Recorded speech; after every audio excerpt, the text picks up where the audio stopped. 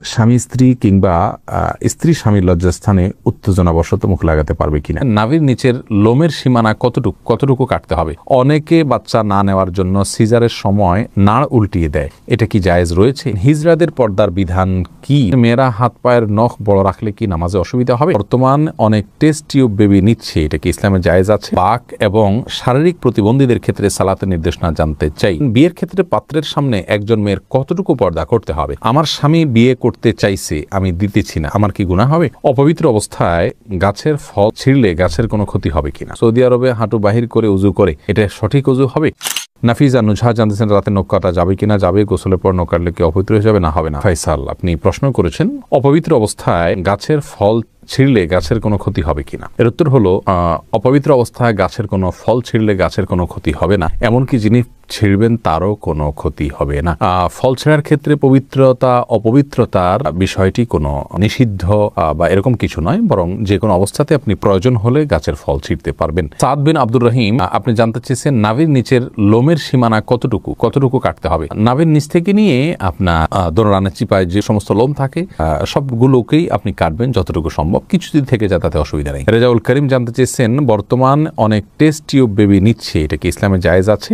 Test tube baby, এটাতে ইসলামের মৌলিক নির্দেশনা হলো যদি স্বামী স্ত্রীর বীর্য এবং শুক্রাণু থাকে এবং আরো কিছু শর্ত আছে, সেক্ষেত্রে মৌলিকভাবে এটি জায়েজ রয়েছে যদি নিরুপায় ব্যক্তি হয় তার জন্য। জাকির কাজী জানতে চেয়েছেন কোনো কারণে কবর পরিবর্তন করার বিধান কি? কবর পরিবর্তন করা যেতে পারে বিশেষ কোনো কারণে, আপনার কবরের উপরে হয়তো কোনো গৃহ বা মসজিদ সম্প্রসারণ করতে হচ্ছে, তাহলে সেক্ষেত্রে কবরে যিনি শায়িত আছেন তার ধ্বংসাবশেষকে কোনো একটা ব্যাগে বা কিছুতে নিয়ে অন্য সাধারণ কবরস্থানে একটা কবরে দাফন করে দেওয়া, এটা বিধিবদ্ধ, এটা নাজায়েজ বা গুনাহের কোনো কাজ নয়। তবে সেটা একান্ত প্রয়োজন হলে তখন যে কোনো হেনতন অজুহাতে এরকম করা যাবে না, এটা কবরের বাসীর প্রতি অসম্মান প্রদর্শন হবে সেক্ষেত্রে। তানজিন মিষ্টি জানতে চেয়েছেন মেয়েরা হাত পায়ের নখ বড় রাখলে কি নামাজে অসুবিধা হবে? নামাজ হয়ে যাবে যদি আপনি নখের ভেতরে চিপায় পানি পৌঁছাতে পারেন, তাহলে সেক্ষেত্রে নামাজ হয়ে যাবে, নামাজের কোনো সমস্যা নেই। তবে যদি ব্যাপারটি এরকম হয় যে নিচে পানি পৌঁছাচ্ছে না, অতিরিক্ত হওয়ার কারণে ময়লা জমে যাচ্ছে, তাহলে সেটা একে তো অনুচিত, দ্বিতীয়ত হলো যদি পানি না পৌঁছে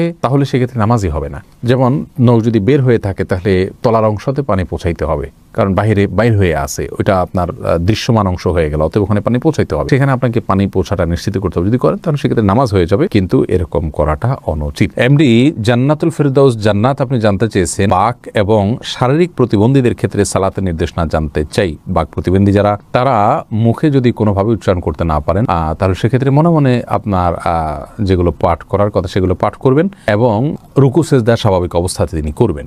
আর শারীরিক প্রতিবন্ধী যারা, তারা যেভাবে পারেন সেভাবে সালাত আদায় করবেন। আল্লাহ রাব্বুল আলামিন বলেছেন ফাত্তাকুল্লাহ মাসতাতা'তুম, তোমরা আল্লাহকে যতটুকু সাধ্যে কুলায় ততটুকু ভয় করো। অতএব প্রত্যেকে যার সাধ্য অনুযায়ী তার আমলগুলো সম্পাদন করতে হবে। আবু হানিফা আরিফ জানতে চেয়েছেন হিজড়াদের পর্দার বিধান কি? ভাই আবু হানিফা, হিজড়া যারা, তাদের জন্য পর্দার বিধান হলো তারা সাধারণ অবস্থাতে যদি পুরুষের সাথে তাদের সাদৃশ্যটা বেশি হয় তাহলে সেক্ষেত্রে তারা পুরুষদের সাথে দেখা করবেন, মেয়েদের সাথে পর্দা করবেন। আর যদি তাদের শারীরিক গঠন মেয়েদের আলামত, মেয়েদের শরীরের গঠনটা তাদের মধ্যে বেশি থাকে, পুরুষের গঠনটা কম থাকে, তাহলে সেক্ষেত্রে মেয়েদের বিধান তাদের জন্য প্রযোজ্য হবে, তারা পুরুষদের সাথে পর্দা করবেন। এটা হলো একটি মত এবং সবচেয়ে প্রসিদ্ধ এবং গ্রহণযোগ্য মত। এছাড়া হিজড়াদেরকে নিয়ে আরো নানা রকমের মত রয়েছে ওলামায়ে কেরামের। নার্গিস আক্তার জানতে চেয়েছেন মেয়েদের নামাজ ভাঙতির সময়ে কি কি আমল করা যাবে? যখন নামাজ থাকবে না সে সময় তিনি সব কাজ করতে পারবেন, শুধু নামাজ পড়বেন না, রোজা রাখবেন না, স্ত্রী সহবাস করবেন না, তওয়াফ করবেন না, এছাড়া সব কাজ করতে পারেন। কোরআনে কারীম স্পর্শ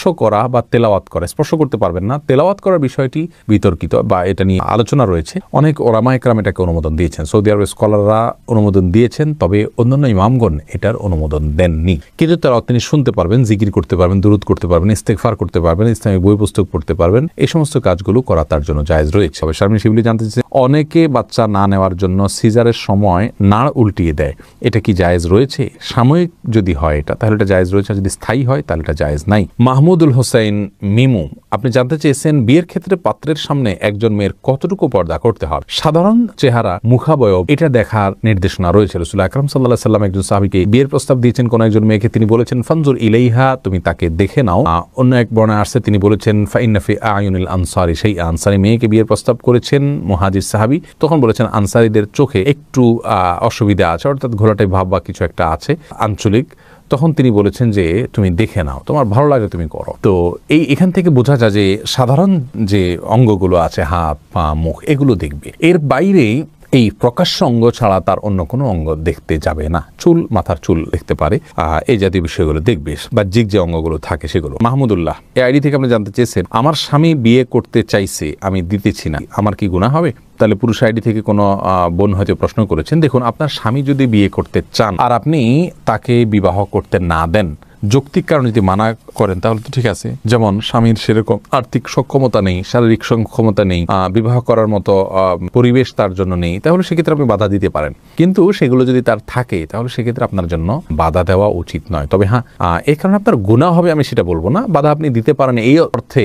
যে আপনি সতীন চাচ্ছেন না, আপনি স্বামীর কাজের পরিণাম আপনাদের উভয়ের জন্য ভালো হবে না, সেই দৃষ্টিকোণ থেকে আপনি বাধা দিচ্ছেন, তাহলে আপনি দিতেই পারেন, গুনাহ হবে না। কিন্তু যদি আপনার আল্লাহর বিধানের প্রতি আপনার অবজ্ঞা থাকে এবং অশ্রদ্ধা থাকে, তাহলে সেটি ভিন্ন কথা। সেটার কারণে হলে গুনাহ শুধু হবে না, তার কারণে ঈমানও যেতে পারে। বিল্লাল বাঙালি আপনি জানতে চেয়েছেন, সৌদি আরবে হাঁটু বাহির করে উজু করে, এটা সঠিক অজু হবে? অজু হয়ে যাবে ভাই বিল্লাল, তবে হাঁটুর কাপড় সরিয়ে ফেলা এটা জায়েজ কিনা সেটা হলো মূল প্রশ্নের বিষয়। অজু নিয়ে এটা নিয়ে আপত্তি নেই, হাঁটুর কাপড় উঠায় উজু করলে উজু হয়ে যাবে, বা উজু অবস্থায় হাঁটুর কাপড় উঠে গেলেও উজু থাকবে, নষ্ট হয়ে যাবে না। কিন্তু হাঁটুর উপরে কাপড় উঠানো পুরুষের জন্য এটা জায়েজ কিনা, বিশেষ করে অন্য পুরুষদের সামনে, এই নিয়ে ওলামা একরামের এবং ফোকা একরামের মতো পার্থক্য আছে যে হাঁটু এটা সতরের অংশ কি না। বিশুদ্ধ মত অনুযায়ী এটা সতরের অংশ। তো তবে সৌদি আরবের ওলামা একরাম এবং অনেকের মতেই আপনার হাঁটু এটা সতরের অংশ নয়। যেহেতু এটা সতরের অংশ নয়, যার কারণে এটা উন্মুক্ত হলে গুনাহ হবে না। এটার একটা যৌক্তিক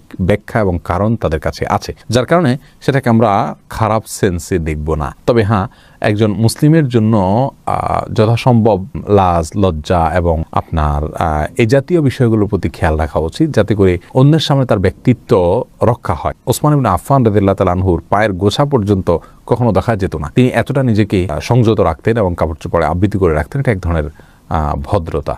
যাই হোক, শরীয়তের বিধানের কথা বলতে গেলে যেহেতু একটা শরঈ ব্যাখ্যা রয়েছে তাদের কাছে, যার কারণে সেটাকে আমরা হারাম বা গুনাহ বলতে পারবো না। তারিয়া আলম আপনি জানতে চেয়েছেন, কেউ বদদোয়া করলে এই বদদোয়া কাটানোর জন্য কি করতে হবে? বদদোয়া কাটানোর কোনো সিস্টেম নেই। আল্লাহর কাছে ইস্তেগফার করবেন এবং চেষ্টা করবেন ভালো পথে থাকার জন্য, আল্লাহর কাছে আশ্রয় চাইবেন।